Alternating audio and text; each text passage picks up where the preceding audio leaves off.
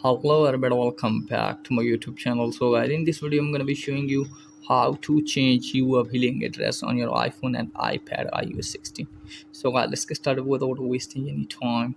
First of all guys, what you need to do is just simply open settings, and then you have to tap on your Apple IT panel, and then you have to scroll it down from here, and then you have to tap on media and purchases, and after that you have to tap on view account, and you have to wait for a while, and from here you have to tap on manage payments.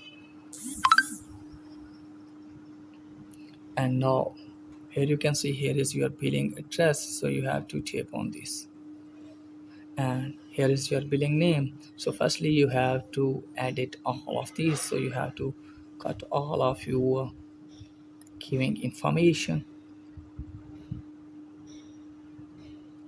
so you have to erase all your given information from here. And after erasing, you have to put your first name which you want to put, and you have to put your last name. Here you have to put street, and here you have to put postal code, and here you have to put your city, and here you have to put your state, and here you have to put your phone number. So you can put your favorite one which you want to edit or change.